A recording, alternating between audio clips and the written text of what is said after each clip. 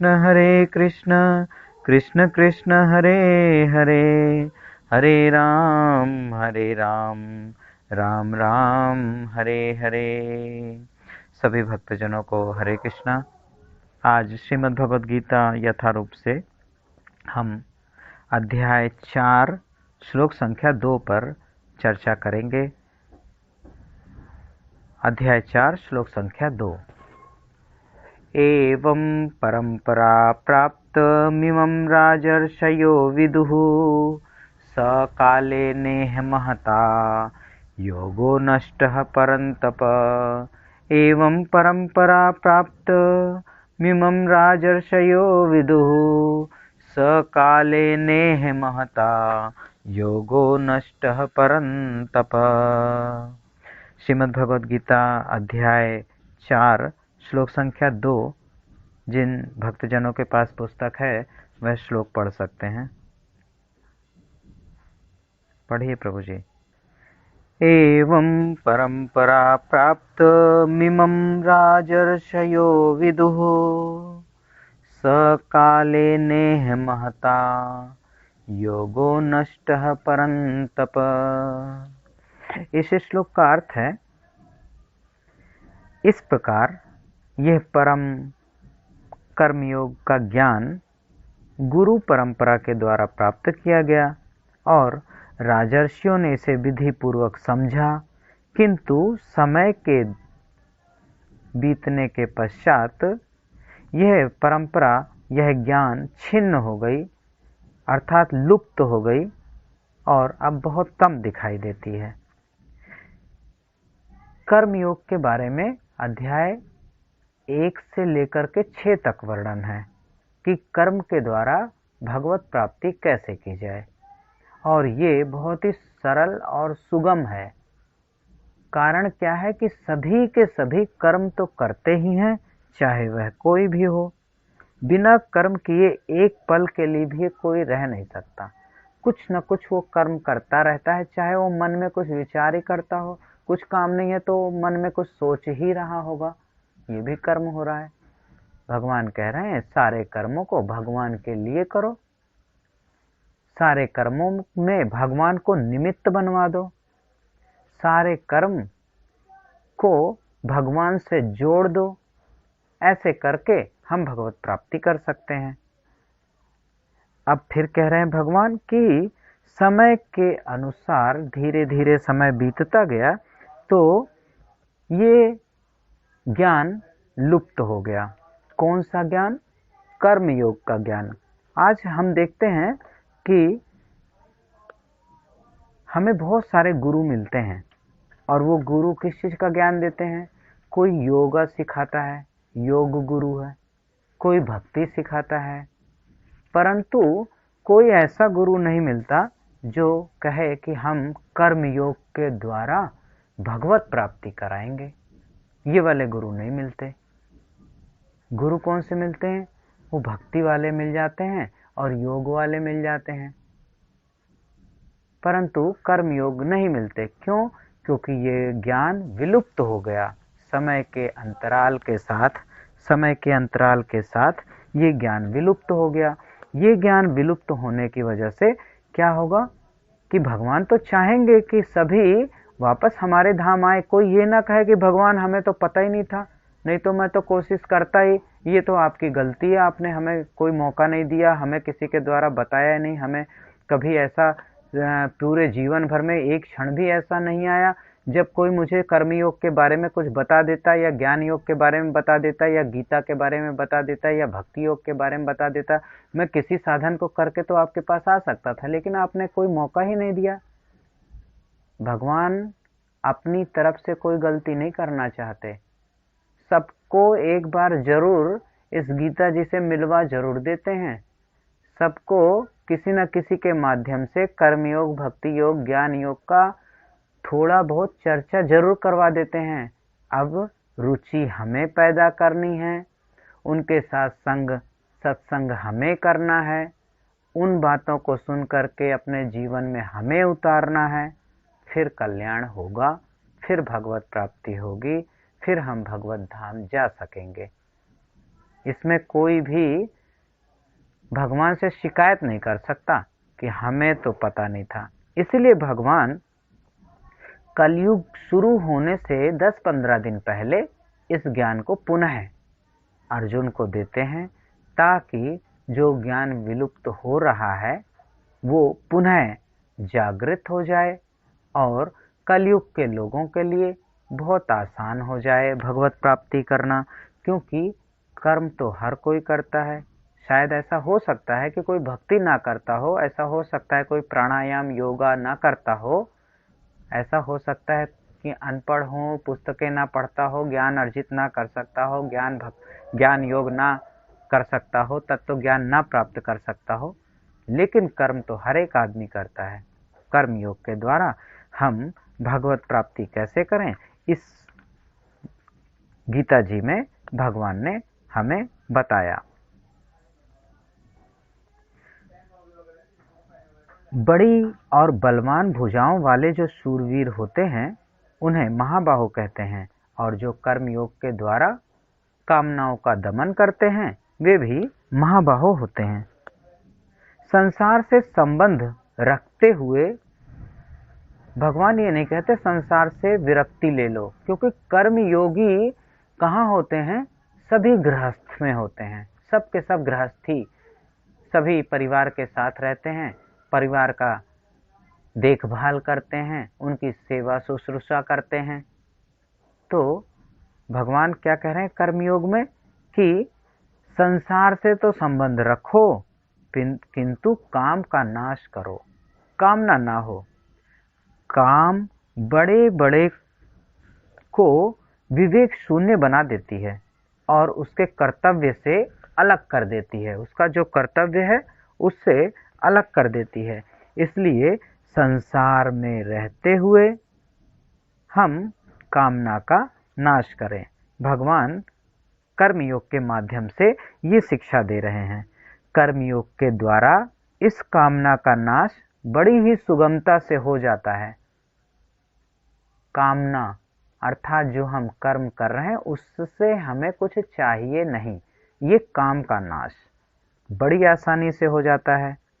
कर्मयोग का जो साधक होता है संसार की छोटी से छोटी और बड़ी से बड़ी प्रत्येक क्रिया को, प्रत्येक कर्म को भगवत प्राप्ति का उद्देश्य बना करके कर्म करता है, परंतु उससे कुछ चाहता नहीं, उससे कुछ कामना नहीं होती।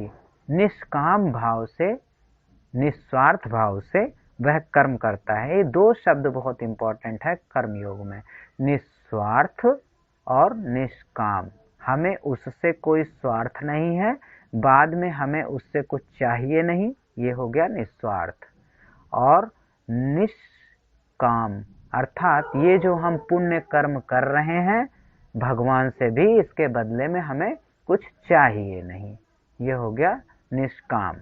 तो भगवान कह रहे हैं कर्मयोग के द्वारा हम अपनी कामना का नाश करें और गृहस्थी में रह करके कर्म करते रहें। प्रत्येक क्रिया निष्काम भाव से एवं दूसरों के हित के लिए, दूसरों को सुख के लिए करना है। कोई रिक्शे वाला या भारी सामान ढोने वाला, ठेली वाला या रिक्शे वाला, कई बारी ऊंचाई होती है नहीं खींच पा रहा होता है और बहुत से लोग वहां से गुजर रहे होते हैं, पर कोई भी उतर के धक्का लगा के उसकी थोड़ी मदद नहीं करता। हमें ऐसे अवसर ढूंढने हैं कि हम जिस परिस्थिति में हैं उसी परिस्थिति में, जिस वातावरण में हैं, जैसे समय के अनुसार हैं, उसी वातावरण में, उसी समय में लोगों के सुख के लिए, लोगों के हित के लिए काम करना है और बदले में उससे चाहना कुछ भी नहीं है कि भाई मैंने रिक्शे वाले को थोड़ा सा धक्का लगा दिया, अब अगली बार जब वो मिला तो हमने उससे राम राम करी और उससे कहा याद है तुम्हें एक बार मैंने जब पुल पे चढ़ा रहे थे तो धक्का लगाया था? अरे हाँ हाँ, अच्छा अच्छा ठीक है, कहाँ चलोगे साहब? वहाँ चलेंगे।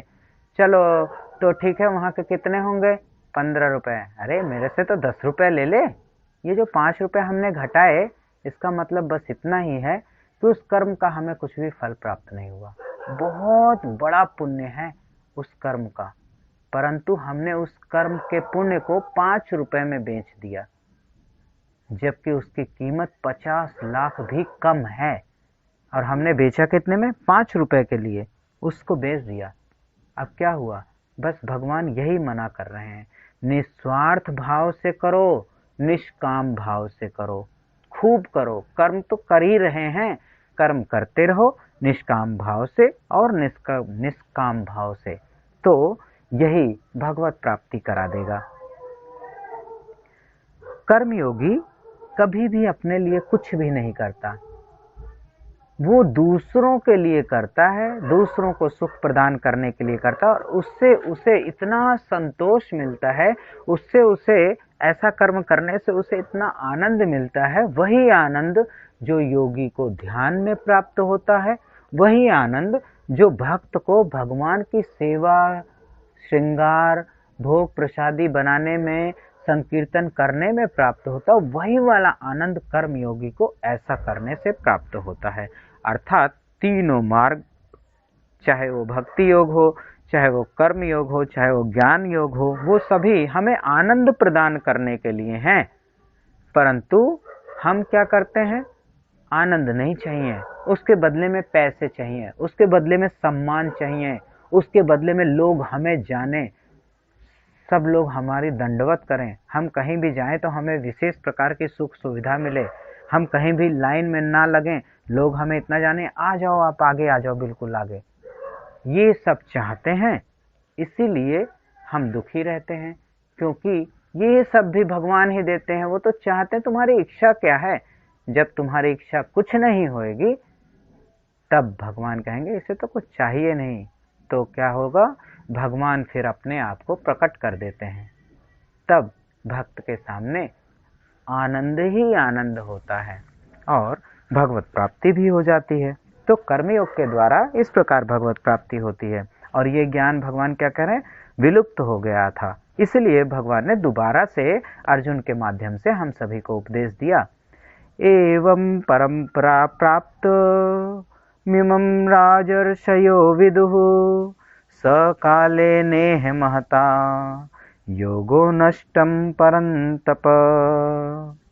हे परंतप अर्जुन, इस प्रकार परंपरा से प्राप्त इस योग को राजर्षियों ने जाना। कौन से राजर्षियों ने जाना? भगवान ने सूर्य को दिया, इक्ष्वाकु और मनु को प्राप्त हुआ। बहुत सारे राजा जैसे जनक आदि राजा थे, वे सभी इसका अनुकरण किया और भगवत प्राप्ति की। राजा जनक को तो विदेह कहा जाता था, जो बिना देह के थे, अर्थात अपने लिए वो कुछ भी नहीं करते थे, केवल प्रजा की सेवा के लिए क्या करते थे। तो राजाओं ने इसको पुनः आगे बढ़ाया, उनके राज्य में सभी लोगों को कर्म योग का ज्ञान दिया गया। अर्जुन इस कर्म योग से विमुख हो रहा था, जिस वर्ण में था उस वर्ण का जो धर्म था वो धर्म पर वो नहीं जाना चाहता था, वो गृहस्थी था। और क्या कह रहा है? मैं तो चाहता हूँ मुझे जंगल में जाकर के अगर भिक्षा मांग करके अपना जीवन यापन करना पड़े वो मुझे ज्यादा अच्छा लग रहा है, परंतु इनको मार करके मुझे अच्छा नहीं लग रहा है। अधर्म का नाश करना क्षत्रियों का कर्म है। वो अपने कर्म से विमुख हो रहा था, इसलिए भगवान सबसे पहले कर्म योग का ज्ञान देते हैं। कर्मयोगी कभी भी अपने लिए कुछ नहीं करता, अपने लिए कुछ चाहता ही नहीं है और अपना कुछ मानता भी नहीं है। अपना कुछ नहीं मानता है मतलब ये जो सब कुछ है हमारे पास, ये सब कुछ हमारा नहीं है। तो भगवान ने इन सब चीजों को हमें दिया है ताकि इन्हीं सभी चीजों का सदुपयोग करते हुए हम दूसरों की सेवा कर सकें, दूसरों का हित कर सकें। हमें अगर जूता सिलना आता है तो हम दूसरों का जूता सिल करके दूसरों को सुख प्रदान कर सकते हैं, दूसरों का हित कर सकते हैं। हमें जो कुछ भी दिया है वो सब कुछ बस इसीलिए दिया है ताकि हम उसी के द्वारा ही अपने कर्म योग को कर सकें, निस्वार्थ भाव से, निष्काम भाव से। तो जो कर्मयोगी होता है वह किसी भी वस्तु को अपना नहीं मानता, सब ठाकुर का दिया हुआ है और ठाकुर के जनों की सेवा करने के लिए इसका प्रयोग करना है। जब उनकी सेवा करता है तो उसे बहुत परमानंद की प्राप्ति होती है, बहुत प्रसन्न होता है, बहुत सुख का अनुभव करता है, और उस सुख में ही वह योगी जो समाधि अवस्था में आनंद प्राप्त करते हैं, और भक्त जो भगवत भक्ति करते हुए प्राप्त करते हैं, भगवान का दर्शन करते हुए प्राप्त करते हैं, वे सब कुछ वह कर्मयोगी दूसरों का हित करते हुए प्राप्त कर लेता है। तो इस प्रकार से भगवान ने कर्मयोग के द्वारा हमें बताया है। ये कर्मयोग विशेष तौर पे गृहस्थों के लिए ही है, क्योंकि जो सन्यासी हैं उनके लिए तो कोई नित्य कर्म है ही नहीं।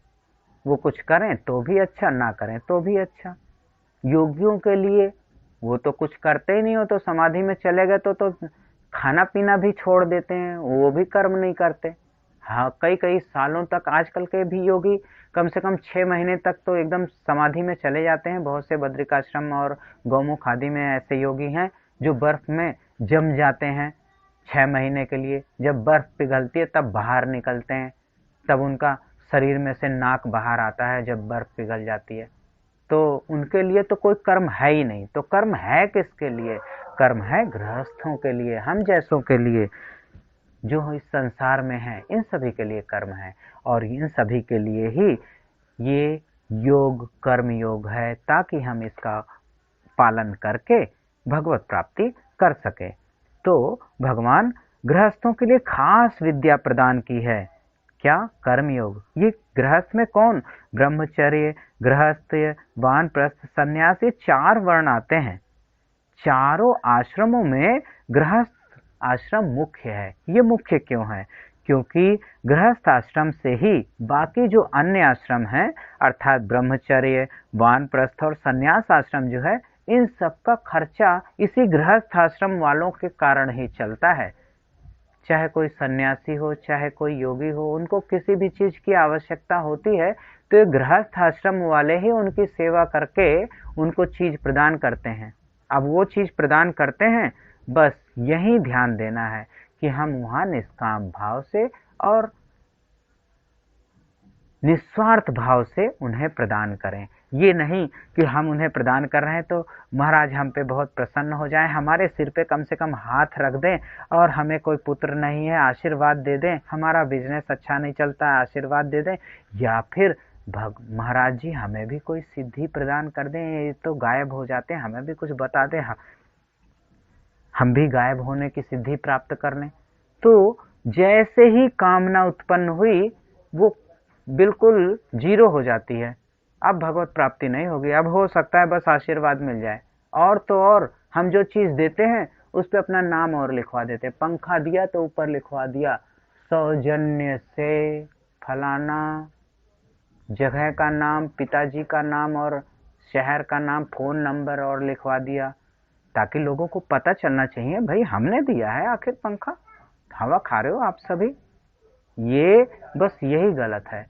आप कुछ दो तो आपको भी ना पता रहे, आप भी भूल जाओ कि हमने कुछ दिया है, तो कर्मयोग सार्थक है। और अगर हमने दिया और हम ही खुद बता रहे हैं, हम चाहते हैं ना कि लोग जाने, तो सार्थक नहीं है। क्यों सार्थक नहीं है? तो मतलब भगवत प्राप्ति नहीं होगी, तो मतलब भगवान का दर्शन नहीं होगा, तो मतलब भगवान की अनुभूति नहीं होगी, तो मतलब हमें आनंद की प्राप्ति नहीं होगी। फिर क्या होगा? बस संसार की चीजें मिल सकती हैं, संसार में सम्मान मिल सकता है, हमारी जय जयकार हो सकती है, बस इतना हो सकता है, और बाकी कुछ नहीं हो सकता। तो ये जो है, जो बाकी वर्ण है, बाकी आश्रम है, ये इसी गृहस्थ आश्रम से ही चलते हैं। इसलिए गृहस्थ आश्रमी के लिए कर्मयोग का अनुकरण करना बड़ा ही आसान है, क्योंकि वो तो कर्म करता ही रहता है, और इन सभी आश्रमों की सेवा भी किसी न किसी रूप में जीवन में कभी न कभी एक बार ही सही करता जरूर है। पर उस करने में हम क्या सावधानी बरतें, इसी का भगवान इस ग्रंथ में कर्मयोग के द्वारा हमें समझा रहे हैं। मनुष्य गृहस्थ आश्रम में रहते हुए अपने कर्तव्य कर्मों का पालन करके बड़ी सुगमता से परमात्म प्राप्ति कर सकता है। भगवान ने सूर्य को, मनु, इक्ष्वाकु आदि राजाओं को नाम लेकर इस ग्रंथ में बताया कि इन सभी ने कर्म योग के द्वारा भगवत प्राप्ति की है और हम भी ऐसा कर सकते हैं। गृहस्थ में रहते हुए सभी राजाओं ने कामनाओं का नाश किया और परमात्म तत्व को प्राप्त कर लिया। हमें भी कुछ ऐसा ही करना है। स्वयं भगवान श्री कृष्ण और अर्जुन ये सभी गृहस्थ थे, सभी के पास पत्नियां थी, बच्चे थे, परिवार थे, रिश्तेदार थे। इसीलिए भगवान अर्जुन के माध्यम से हम सभी गृहस्थियों को सावधान करके ये कर्म योग का उपदेश घर बैठे बिठाए प्रदान कर रहे हैं, क्योंकि गीता जी सभी के घर घर जा करके ज्ञान प्रदान करती हैं।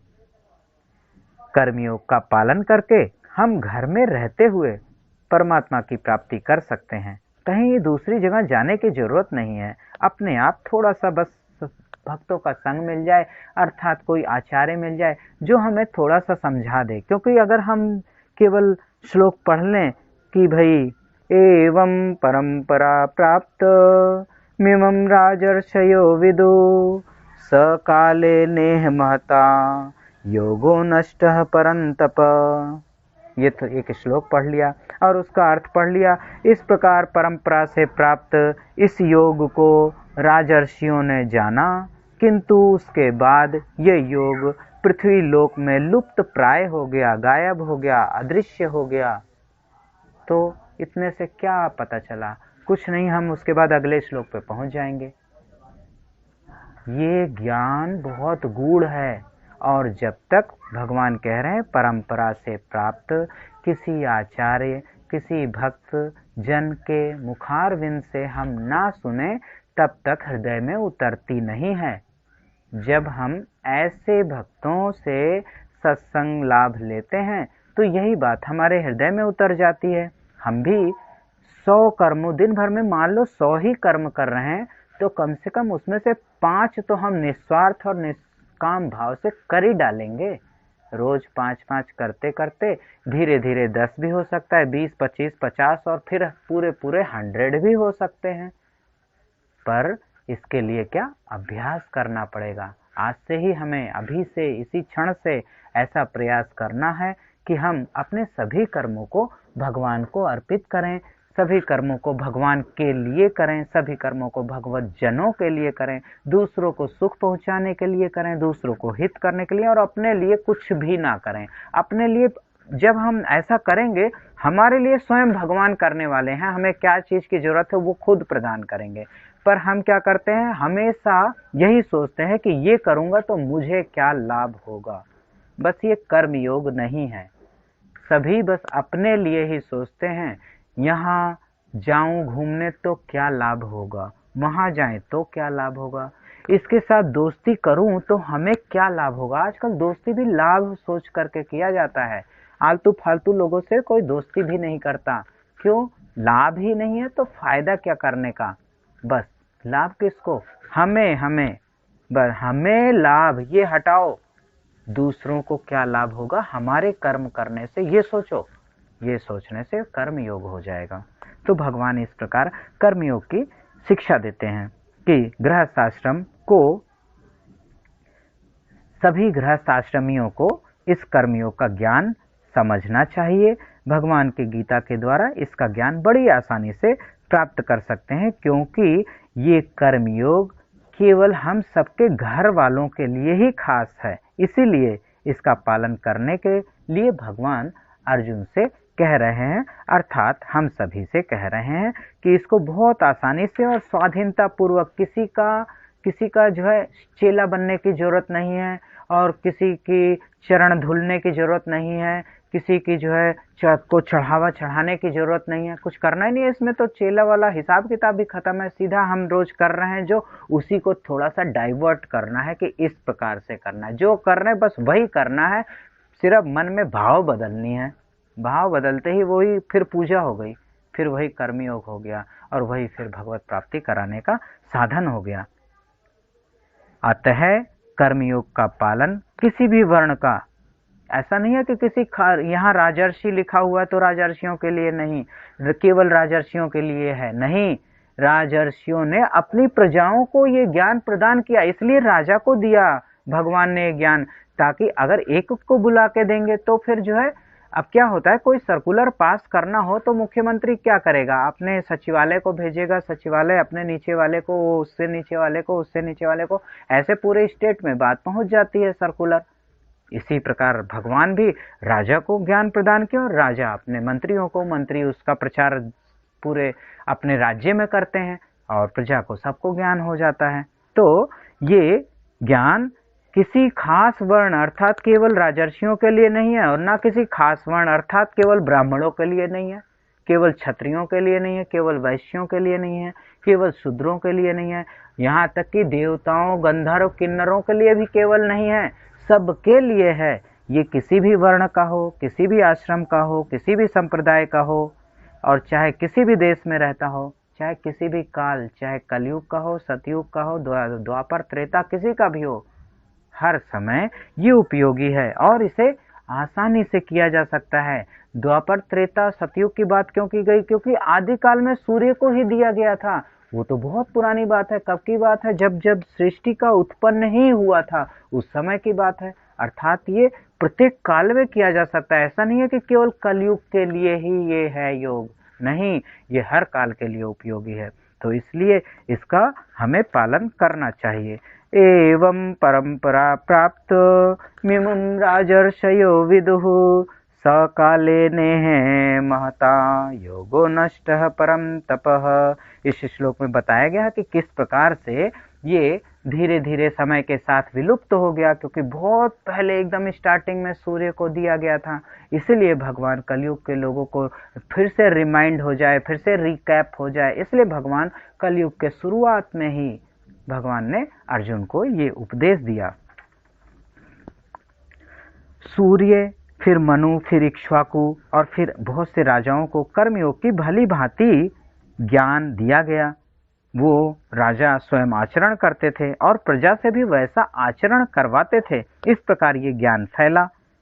ये बहुत खास विद्या है, इसलिए राजा को ये विद्या जाननी चाहिए ताकि वह अपनी प्रजा में इसका पालन करवा सके। अब आज तो राजा नहीं है, हालांकि हमारे मोदी जी कर्मयोगी हैं, लेकिन हम कैसे इसका पालन करवाएं? तो जो परिवार में मुखिया है उसको इसका ज्ञान होना चाहिए, फिर वो अपने परिवार में इसका पालन करवा सकता है। जो समाज का मुखिया है, बहुत से लोग ये क्या है, कॉलोनी के अध्यक्ष हैं, तो कॉलोनी में इसका पालन करवा सकते हैं, लेकिन वो कॉलोनी अध्यक्ष भी जगह जगह अपना नाम जरूर लिखवाते हैं कि ये गेट लगवाया और वहाँ पे नाम लिखा हुआ है, इनके सौजन्य से लगा हुआ है। उस कर्म करने का, उस लोक हित का, दूसरों को सुख पहुँचाने के लिए लगवाया गया, दूसरों को सुरक्षा के प्रदान करने के लिए लगवाया गया वो गेट उनके किसी काम का नहीं है, कुछ भी उन्हें अर्जित नहीं हुआ। बस इसी का ज्ञान हमें प्राप्त करा रहे हैं भगवान कि किस प्रकार समाज में जो परिवार है, गांव है और उसके जो मुख्य व्यक्ति हैं, वो इस विद्या का कैसे खुद पालन करें और कैसे इसका पालन समाज में करवाएं। परमात्मा नित्य हैं, कभी उनका अंत नहीं होता और कभी ना उनकी आदि होती है, यानी शुरुआत भी नहीं है, उनका अंत भी नहीं है। परमात्मा का जो अंश है वो भी नित्य है। ये जो आत्मा है ये नहीं मरती, ये हर पहले भी थी, अब भी है। इसी प्रकार परमात्मा का जो योग है, परमात्मा प्राप्ति के जो नए भगवान गीता में जो बताए हैं, ज्ञान योग, कर्म योग और भक्ति योग, ये भी क्या है, नित्य है। परमात्मा की जैसे प्रत्येक चीज नित्य है, ऐसे ही भगवान के द्वारा भगवत प्राप्ति के लिए बताया गया यह योग भी नित्य है। इसलिए इसका कोई काल से संबंध नहीं है कि अब लुप्त हो गया। लुप्त हो जाने का मतलब बस इतना है, अदृश्य हो गया है अब भी, बस हमें दिखाई नहीं दे रहा है अब भी, लेकिन हमें पता नहीं चल रहा है वो लुप्त होना है। ऐसा नहीं सोचे कि ये मर गया, खत्म हो गया, कर्मयोग मर गया, क्यों नहीं मर सकता? इसलिए नहीं मर सकता क्योंकि भगवान के द्वारा दिया गया ये योग, जब भगवान नित्य हैं तो उनके द्वारा दिया गया योग भी नित्य है, वो कभी मर नहीं सकता। तो क्या हो गया, बस हमारे आंखों से अदृश्य हो गया, लुप्त हो गया, दिख नहीं रहा है।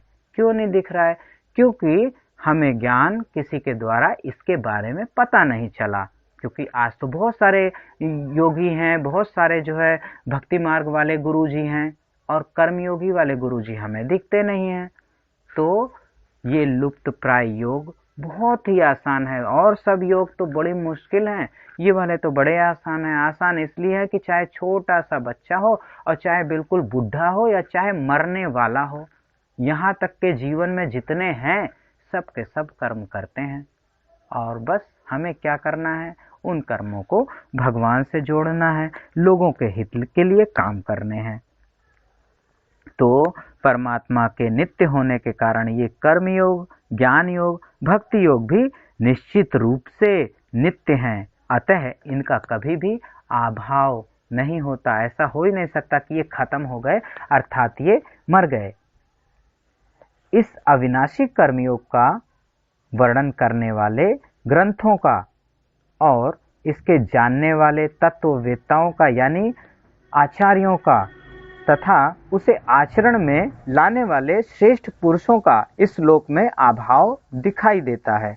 किसका अभाव दिखाई देता है? उन ग्रंथों का जिसमें कर्मयोग के बारे में लिखा है, उन आचार्यों का जो कर्मयोग की शिक्षा देते हों, और ऐसे साधकों का, मनुष्यों का जो गृहस्थी में रहकर कर्मयोग का पालन करते हों, ऐसे लोगों का अभाव दिखाई दे सकता है।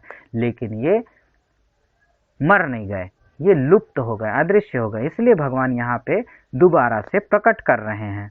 भगवान कहते हैं कि कल्प के शुरुआत में मैंने ये कर्मयोग सूर्य से कहा था, फिर परंपरा से इसे बहुत सारे राजाओं ने, कौन से राजाओं ने? राज ऋषियों ने जाना। राजर्षि कौन होता है? जो राजा है, प्रजा का पालन करता है, पति पत्नी भी हैं, बच्चे भी हैं, बहुत सारे उसके नौकर चाकर भी हैं, लेकिन रहता कैसा है? ऋषि के जैसा रहता है। अपने लिए कुछ नहीं करता, जनता से धन लेता है कर के रूप में, और बदले में जितना मिलता है कर उससे भी कई गुना ज्यादा लगा करके जनता की सेवा में खर्च करता है। अपना खर्च कैसे चलाता है? अपने लिए वो खेती करता है, अपने बाग में वो जाकर के फलों की देखभाल करता है, वृक्षों की देखभाल करता है, उनको पानी सेवा करता है, और उससे जो प्राप्त अन्न, फल, साग सब्जी, फल फूल प्राप्त होते हैं अपनी सेवा में लेता है। अर्थात अपने भोजन के लिए वो कर्म करता है, जनता के प्राप्त पैसों से वो नहीं खाता है। ऐसे राजा राजर्षि कहलाते हैं कि जो जनता के द्वारा प्राप्त टैक्स को अपने ऐशो आराम के लिए, अपने घूमने फिरने के लिए, अपनी पार्टी करने के लिए, अपने रिश्तेदारों को पार्टी कराने और घुमाने के लिए ना खर्च करता हो, वो राजर्षि है। भगवान कह रहे हैं कि ऐसे राजर्षियों को हमने ये ज्ञान दिया, अतः धीरे धीरे धीरे धीरे राजर्षि कम हो गए, ऐसे लोग कम हो गए। ऐसे लोग कम क्यों हो गए? क्योंकि लोग संसार की ओर ज्यादा भाग गए। माया जिसे जकड़ लेती है वो भगवत प्राप्ति तो करना ही नहीं चाहती, तो ये ज्ञान धीरे धीरे कम हो गया। लोगों के पास बहुत कम लोगों को इसका ज्ञान रह गया, और समय बीत जाने के कारण ये ज्ञान मनुष्य लोक में लुप्त सा हो गया। यही कारण है कि वर्तमान समय में कर्मयोग को जानने, सुनने, बताने वाला बहुत कम लोग रह गए हैं। मनुष्य का शरीर कर्मयोग का पालन करने के लिए, दूसरों के निस्वार्थ भाव से सेवा करने के लिए मिला है। आज मनुष्य रात दिन क्या कर रहा है? केवल अपनी सुख सुविधा, सम्मान आदि प्राप्त करने के लिए लगा हुआ है। स्वार्थ जब बहुत अधिक मनुष्य का बढ़ जाता है तो उसका ध्यान सेवा की तरफ नहीं जाता, उसका ध्यान दूसरों को सुख पहुंचाने की तरफ नहीं जाता, उसका ध्यान दूसरों के हित के लिए नहीं होता, वो केवल अपने सुख सुविधा का ध्यान करने लगता है। इस प्रकार जिसके लिए, जिन भगवान को प्राप्त करने के लिए ये मनुष्य शरीर मिला है, उसे भूल गए अगर हम, तो बस समझ जाओ कि हमारे जीवन में भी ये कर्म योग लुप्त हो गया। इस श्लोक का क्या अर्थ है? बस ये सार है, लुप्त हो जाना, कि ये मनुष्य शरीर दूसरों के हित के लिए, दूसरों को सुख पहुंचाने के लिए मिला है। किस चीज से सुख पहुंचाएं? अपने शरीर के द्वारा, अपने वचनों के द्वारा, और भगवान ने हमें जो कुछ भी दे रखा है उसके द्वारा हम दूसरों को सुख पहुंचाएं। अगर हम ये नहीं करते हैं तो इसका मतलब हमारे जीवन से भी कर्म योग लुप्त हो गया है, अर्थात हम भी भगवान से दूर दूर दूर होते जा रहे हैं। और जितना ज़्यादा दूर होंगे संसार की माया के उतने करीब आएंगे। जितनी ज़्यादा माया के करीब आएंगे उतना ही दुख प्राप्त होगा, और जितना हम दूसरों की सेवा करेंगे निस्वार्थ और निष्काम भाव से उतना ही अधिक आनंद प्राप्त होगा। आज श्रीमद् भगवद गीता अध्याय 4 श्लोक संख्या 2 का